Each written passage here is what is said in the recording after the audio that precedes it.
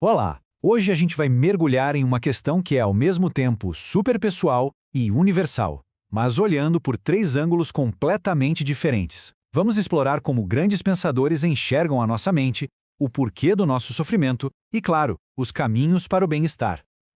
Então, vamos lá. A pergunta que nos move é essa. Afinal, do que a gente é feito? Quem somos nós na essência? E o que acontece quando parece que a gente se perde? Quando a angústia, a confusão, o que a gente chama de transtorno mental, toma conta? As respostas que vamos ver são fascinantes e, olha, muitas vezes elas batem de frente uma com a outra. Bom, para começar, a gente tem que ir na raiz de tudo. O que é o eu? De onde ele vem? Será que é algo que já nasce com a gente? Algo que a gente constrói ao longo da vida? Ou, quem sabe, algo que vai muito além desta existência? Primeiro, vamos dar uma olhada na visão espírita, com Bezerra de Menezes. Para ele, a gente é muito mais do que só um corpo físico.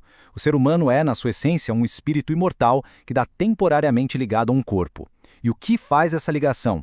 É o perispírito, que funciona como uma espécie de ponte energética entre a alma e a matéria. Ou seja, a nossa verdadeira identidade, nesse ponto de vista, é espiritual e eterna.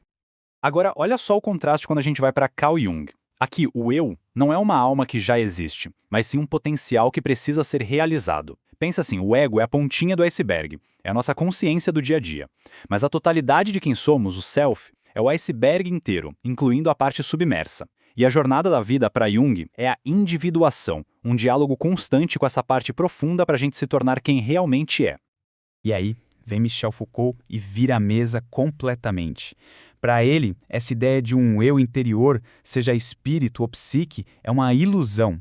Ele vai dizer que o indivíduo é, na verdade, uma invenção social. A gente é moldado de fora para dentro por instituições, escola, hospital, trabalho, que usam mecanismos de poder para criar pessoas disciplinadas e produtivas. Então, para resumir a história, a gente fica com três origens totalmente diferentes para a nossa identidade. Para Bezerra, ela é divina, eterna. Para Jung, é um potencial interno que a gente precisa descobrir. E para Foucault, é uma construção imposta pela sociedade. Entender essa diferença é fundamental, porque ela vai definir todo o resto da conversa. Certo. Se a gente entende o eu de jeitos tão diferentes, a próxima pergunta é meio óbvia, né? E o sofrimento mental? De onde ele vem? A gente está falando de obsessão, de uma desconexão interna, ou será que é só um rótulo? Na visão espírita, a causa do sofrimento pode ser literalmente externa e espiritual. Bezerra de Menezes fala muito da obsessão, que é a influência negativa de um outro espírito, muitas vezes por questões de vidas passadas. Nesse caso, a loucura não seria uma falha do cérebro, e sim o resultado de uma perseguição espiritual que afeta a mente. O Jung, por outro lado, traz o problema todo para dentro. O sofrimento não viria de um espírito externo, mas de uma desconexão interna. É como se a nossa mente consciente e o nosso inconsciente tivessem parado de conversar. Os sintomas, como a depressão ou a ansiedade, seriam um chamado, um alarme da nossa psique pedindo um reequilíbrio. E o Foucault, mais uma vez, muda completamente o foco. Para ele, a própria categoria de transtorno mental não é uma descoberta científica, mas sim uma criação do poder. A sociedade define o que é normal e tudo que foge dessa norma é rotulado como doença ou loucura. É uma forma de controlar e disciplinar as pessoas. E olha que interessante esse embate. De um lado, Bezerra de Menezes aponta para uma causa externa, mas invisível, espiritual. Do outro, Foucault também aponta para uma causa externa, mas totalmente visível e social, as estruturas de poder. E entre eles, o Jung, defendendo que a causa é puramente interna, psicológica. Com causas tão diferentes, é de se esperar que as soluções propostas também sejam bem distintas, né? O que afinal significa curar alguém dentro de cada uma dessas lógicas? É cura? Integração? Ou só mais uma forma de controle? Para Bezerra de Menezes, o tratamento é um processo de reconciliação moral. Ele tem dois focos. De um lado, trabalha-se com a pessoa que sofre, fortalecendo ela moralmente, ensinando o perdão.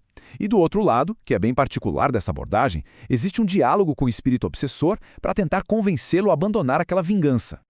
Já a abordagem de Jung é um verdadeiro mergulho para dentro. A técnica da imaginação ativa, por exemplo, é um convite para um diálogo direto com as figuras do nosso inconsciente.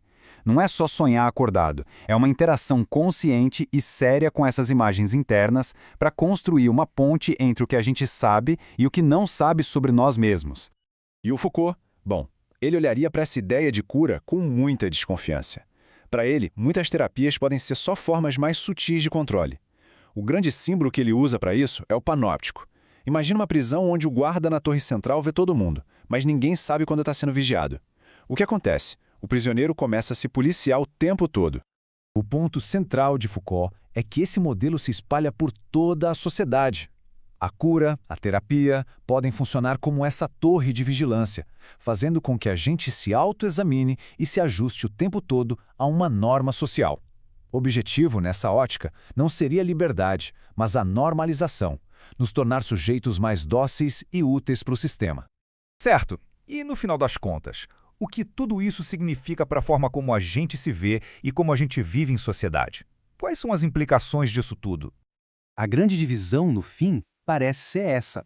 Tanto Bezerra de Menezes quanto Jung, mesmo com todas as suas diferenças, colocam a chave do problema e da solução dentro da pessoa, seja na sua alma, na sua moral ou na sua psique. Já o Foucault vira o jogo e diz que o problema não está no indivíduo, mas sim na sociedade que o define como problemático. E isso nos deixa com essa pergunta final, que é bem provocadora.